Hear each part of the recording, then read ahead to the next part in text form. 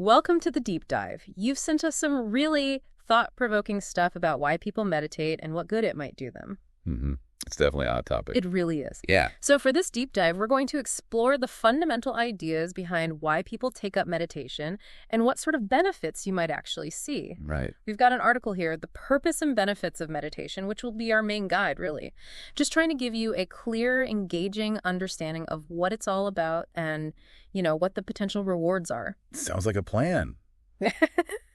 It's fascinating, isn't it? This ancient practice finding such a big place in our super fast-paced modern lives. Yeah. And what strikes me is how this seemingly simple thing, just sort of being present, could have such a wide impact. Absolutely. The article kicks off by saying, at its core, meditation is about cultivating mindfulness, awareness, and inner peace. Our foundations. And it makes a point that it isn't just switching off or, simple relaxation. It's more like actively training your mind, getting it to be present.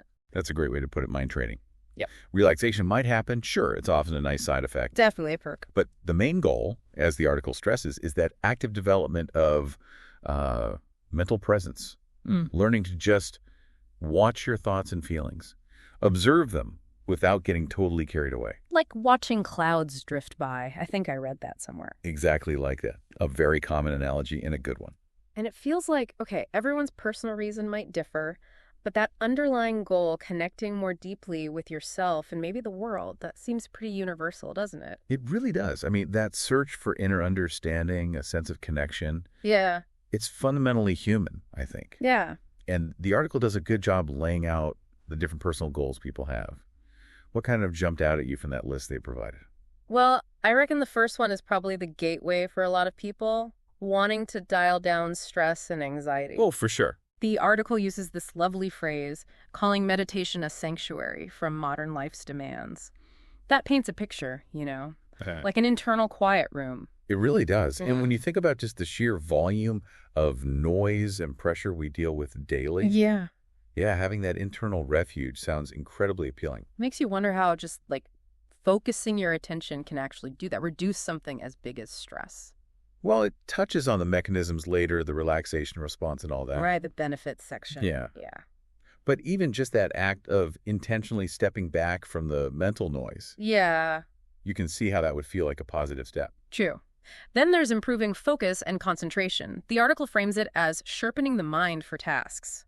Which, let's be honest, in a world fighting for every second of our attention, that sounds like a superpower. It really does. Like the ability to just choose where your focus goes and keep it there, increasingly valuable, I'd say. And meditation, just by its nature focusing on the breath or something similar, it's basically training exactly that mental muscle. Makes sense. The article also mentions enhancing emotional well-being, helping us handle emotions with greater ease and positivity. That sounds like a total game changer for just life, right? The ups and downs. Totally. It's not about pretending everything's great. No, not being fake happy. Exactly. But maybe being better equipped, learning to observe difficult emotions without reacting instantly, without that knee-jerk judgment. That builds resilience. Yeah, stability, less reactivity. Precisely. And then for some, there's the spiritual growth aspect. The article calls it a journey towards self-discovery and a sense of purpose. Right. That feels maybe a bit deeper, more personal, perhaps. Beyond just managing the day-to-day. It can be. I mean, the initial hook might be stress relief, but for some people, it evolves into this path for understanding themselves, their values, their place in things. And I liked how the article emphasized its flexibility. It's not like one strict thing. It adapts, whether you need stress relief or something more profound. Exactly. Not rigid. You find what works for you. Okay, so then the article moves into the actual benefits. And it structures them really clearly, which is helpful. 4 main areas: mental health, physical health, cognitive performance, and spiritual enrichment. Yeah, a good framework. Let's maybe dive into mental health first. It's Yeah. like a big one for many people starting out. Agreed. And number one under mental health is, unsurprisingly, reducing stress and anxiety. We touched on why people start, but here it gets into the how. Okay. It mentions meditation, triggering the body's relaxation response, and crucially, helping lower cortisol levels, the main stress hormone. Ah, okay. So there's a direct physiological thing happening. That's interesting. It's not just feeling calmer. Right. There's biochemistry involved. Yeah. And it mentions a study, JAMA Internal Medicine, I think, finding significant drops in anxiety and depression after just 8 weeks of mindfulness meditation. 8 weeks. That's actually pretty quick for seeing measurable change. Compelling evidence. It is, and that research base is growing, validating what people have experienced for, well, centuries. Yeah. The article also talks about improved mood and emotional regulation, linking it back to that non-judgmental awareness we mentioned. Leading to less impulsivity, more balance. Right. It says people report fewer mood swings, a brighter outlook. I mean, who wouldn't want a bit more of that? Absolutely. And that ties neatly into the next point. Enhanced self-awareness. How so? Well, by sitting with yourself, you start to see your patterns more clearly. Your thoughts, your reactions, why you do what you do. It gives you clarity. Okay, I see. For personal growth, making better choices maybe, the article gives examples like teenagers dealing with social stuff or adults figuring out life goals. Yeah, really practical examples. And that little story about Sarah, the executive. Oh yeah, the 35-year-old. That's the one.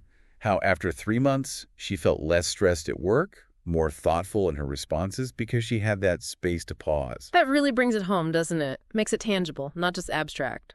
Exactly. Those stories connect the science to real life. Yeah. Okay, so moving to physical health benefits. Yeah. This is where some people might be a bit surprised. I admit it did make me raise an eyebrow slightly, Mm-hmm. but it talks about lower blood pressure.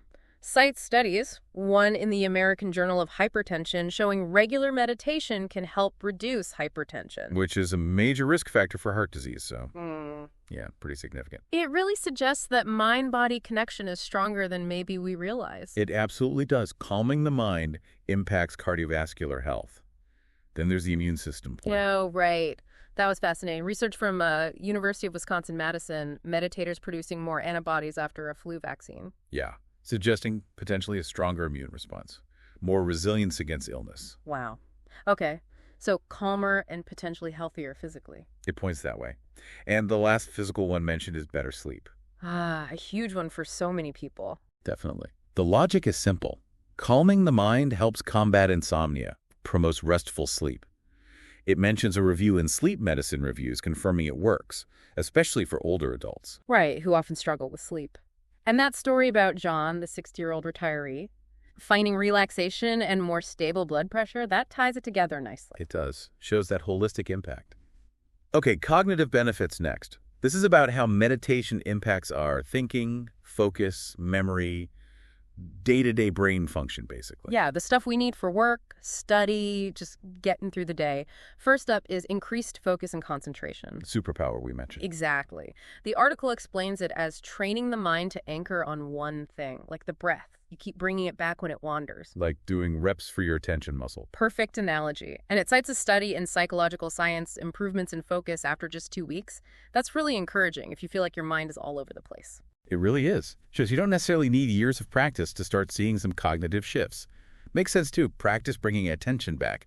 Get better at bringing attention back. And then enhanced memory and learning, Oh. linked to increased activity in the hippocampus, the brain's memory hub. Mm-hmm. And it mentions neuroimage research connecting long-term practice to better memory retention. So maybe it's actually changing the brain. Potentially. Well, Neuroplasticity, right? Yeah. Strengthening those memory circuits.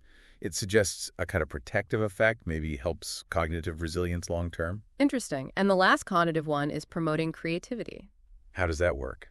Well, the idea is that by quieting some of the constant mental chatter, you create space. Space for new ideas, insights to just pop up. Ah, okay.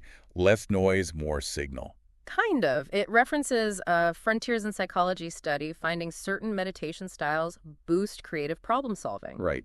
And Mia's story, the 17-year-old student, improving focus for exams, studying better, that really grounds these cognitive benefits for, younger people too. Absolutely. Shows it's not just for stressed out execs. It's a tool for learning, too. Yeah. Okay, last category. Spiritual benefits, which, as we said, can be a very personal driver. Yeah, this feels more internal, maybe less immediately obvious if you're new to it. It talks about fostering connection and purpose, reflecting on bigger questions, feeling more unity. It's interesting, isn't it, how a practice that seems so solitary, sitting with yourself, can actually lead to feeling more connected. Yeah, that is a bit paradoxical. Tapping into something deeper than just the day-to-day grind, perhaps. Finding meaning. And then encouraging compassion. specifically mentioning loving kindness meditation, or metta. Right. Actively cultivating goodwill. And it cites an emotion study showing this practice increases positive feelings and social connection. That's lovely, isn't it? It really is. Intentionally practicing kindness changes how you relate to yourself and others. And finally, supporting self-discovery. Uncovering your values, your potential. Guiding growth. That story about David, the teacher, finding it transformative, helping him see what mattered, become more compassionate, align with his purpose, that sums up that deeper potential beautifully. It really does. Shows how it can go beyond just managing symptoms to really shaping a more fulfilling life. Okay, before we wrap up, the article does something really important. What's that? It tackles common misconceptions, busting some myths that put people off trying meditation. Ah, yes. Crucial. Okay, what's the first one? Myth number 1, meditation is religious. Right. Hear that a lot. But the truth, as the article states clearly, is that while it has roots in spiritual traditions like Buddhism, the practice itself is secular. It's mental training, adaptable to any belief system or none at all. That's so important to clarify. It's not about adopting a religion. Exactly. It's about training the mind. Myth number 2, you need hours of sitting perfectly still. Yeah, the pretzel pose in a silent cave image. Pretty much. But the reality, even 5 minutes helps. And you can do it sitting, lying down, walking, much more accessible. Definitely lowers the barrier. Knowing you don't need to carve out huge chunks of time or be uncomfortable. And the last myth. The big one. You have to empty your mind. Stop all thoughts. Which sounds impossible. It basically is. Yeah. The article explains it's not about stopping thoughts, but observing them calmly, watching them come and go. Okay. A wandering mind is normal, expected even. The practice is just gently, kindly bringing your focus back when you notice it's drifted. That's such a relief to hear, I bet, for anyone who's tried and thought, I can't do this, my mind is too busy. Exactly. Understanding that is the practice removes so much pressure. So, pulling all this together from the article, it seems really clear meditation is way more than just a fad. It's a practice with some pretty profound evidence-backed benefits, mental, physical, cognitive, even spiritual. Definitely. And the accessibility is key, right? No special gear needed, no years of training required to start. Exactly. It feels like a tool most people could actually use. And the article suggests starting small, try an app, a local class, or just focus on your breath for a few minutes. Those first steps are often the hardest, but can lead somewhere really beneficial. It sounds like a journey, really. Patience, practice. But each step moving towards maybe a healthier, happier state. And circling back to why you might be listening, the purpose, the benefits, they're there to explore. Precisely. It's an invitation, really, to cultivate a bit more calm, clarity, well-being right where you are. So thinking about all these potential ways to, well, enhance things, what small moment of stillness, that mindful awareness might you carve out for yourself today?